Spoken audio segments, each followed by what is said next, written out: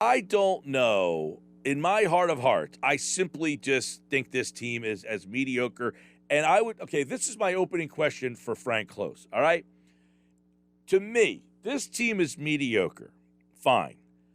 Are they closer to bad than they are to good as mediocre? Are they closer to the good side of mediocre or you're closer to being bad you're an average team. Okay, you're average. I'm not calling them bad.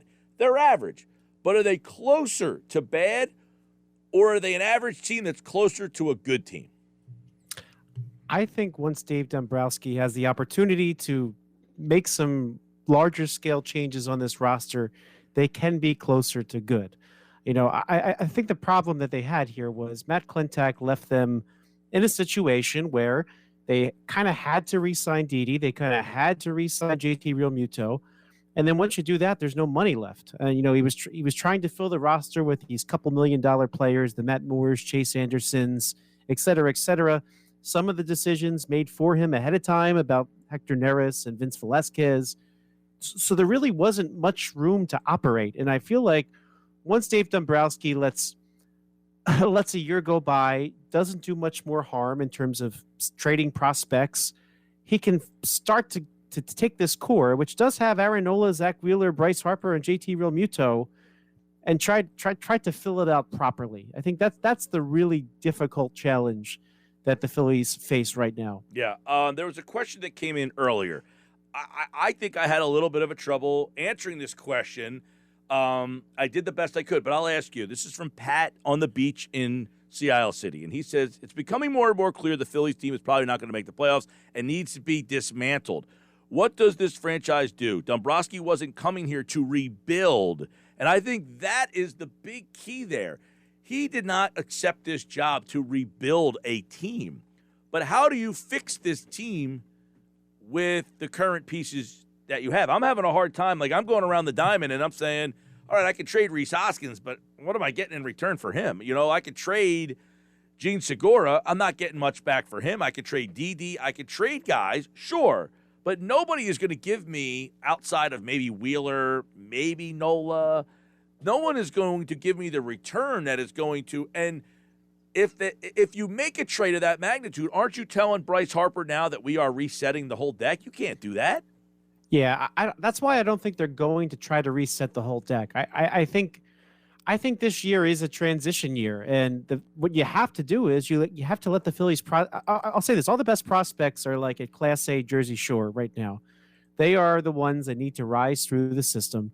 They're the ones that are going to actually make an impact on this roster. So you're at a point where you can't really trade them, and at the same time, you don't have any financial flexibility to add players either. Even if you're just, the other way to get players is, instead of trading your prospects, is to take on somebody's salary. They can't do that. So basically, they have to find a way to just kind of hang in there this year without saying that they're rebuilding. But then in the offseason, you have a number of free agents. You have Andrew McCutchen in left. You have Odubel Herrera in center. Both of them a significant chunk of your payroll. Then you look to the bullpen. You have Hector Neris as a free agent. Archie Bradley's a free agent. Vince Velasquez is a free agent.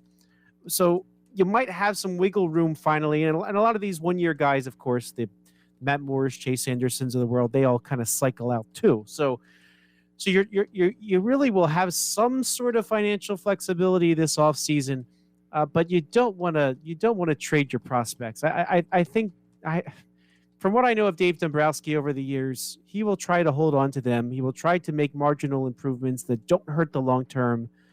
But I don't see them, even if it means they don't make the playoffs, I don't see them just going off a full scale kind of selling mode either. This offseason coming up, that's when maybe you can trade Didi Gregorius or Gene Segura, guys who will be free agents after next year. Replace one of them with Bryson Stott, your top prospect. That's a possibility. As you said, you could trade Rhys Hoskins. I wouldn't put that off the table, even though he's a popular player. He might get you something. As you said, you don't know what. I guess it depends on how his whole body of work looks this year. He's going to hit 30 home runs. Of course, Alec Boehm can play first base. So, the nice thing about Dave Dombrowski being here is he's not attached to any of these guys. He's coming in as the outsider. He sees what he sees. and then he can react accordingly. But the problem is in the meantime, you're at this limbo stage where you're not bad. You're not gonna. I don't see this team going on a losing streak like they did, the last couple Septembers, because they have enough talent that should sustain them. I will say this, Frank. You've got a 4-game set with the Mets here. You're 5 games out. Let's say you lose 3 out of 4 in this series. You're entering the All-Star break 7, 8, 9 games maybe back if you get swept here. At that point, do they have to reevaluate their plan? I think when you say reevaluate, I think at the very worst, they'll only trade like the Hector Neris's of the world, the Archie Bradleys of the world. I don't think there's any type of major move per se coming. I mean, if you count those as major enough, and when you trade guys like that, you're likely to get in return. Or I think Andrew McCutchen, somebody would want him if you said to him, "Hey, Kutch, we don't think we're in it. It's the end of July. How about we trade you to a contender?" Somebody will take Andrew McCutchen. I guarantee that. But the prospects you get in return for those types of guys, you're probably getting a Class A player who could go either way, Yeah. and then it's up to the organization to try to develop them. So I don't think there's anything that the Phillies could do right now that pays any type of immediate dividends next year. So this is this is one of those things where you just kind of have to hold your breath and sort of let some of these players cycle through. Yeah, this feels like it's one of those just painful, like just put your seatbelt on and just, if it gets bumpy, you're in your seatbelt. And if not, hey, you're enjoying this ride. But like Bryce Harper said, well, we got to win 9 out of 10, or we got to start winning on games on the road, and we got to start beating the teams that you are the team that the other team thinks they're saying the same thing, and you're the team they think they should be beating, right? Like. And interestingly, the Nationals, they've won 9 out of 10. I mean, the Phillies caught the Nationals when they're hot. And, of course, they lose 2 one-run games that they were very winnable, unfortunately. But now the Nationals are the second-place team, only 4 behind the Mets, which is unbelievable because the Nationals just seem absolutely buried. By the way, the Mets are certainly leaking oil in a lot of areas. They've even lost their 5th starter, Joey Lucchesi. And Vance Worley just signed with the Mets.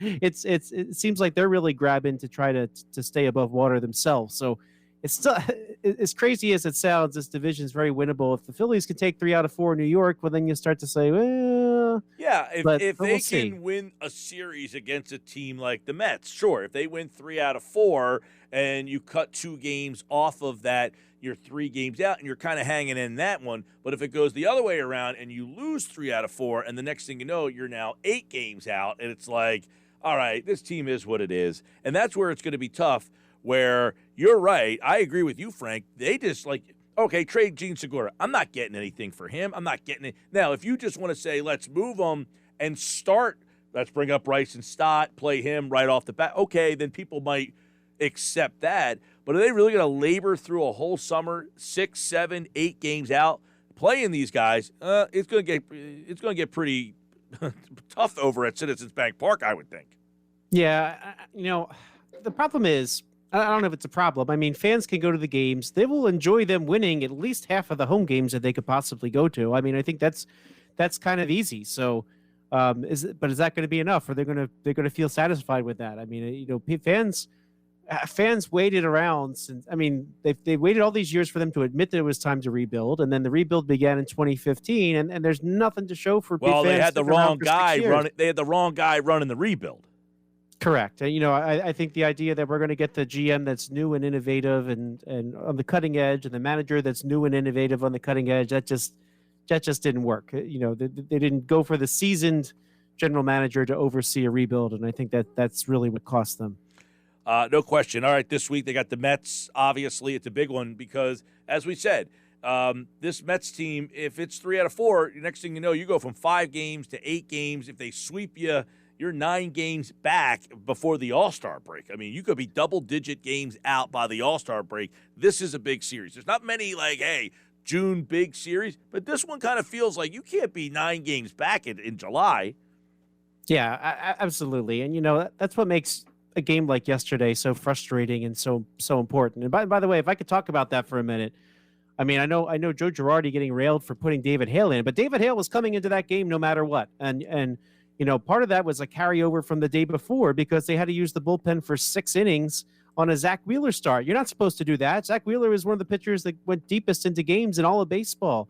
So when that happens, you burn out the Ranger Suarez and the Bailey Falters, and they can't come in because they're not supposed to pitch that day.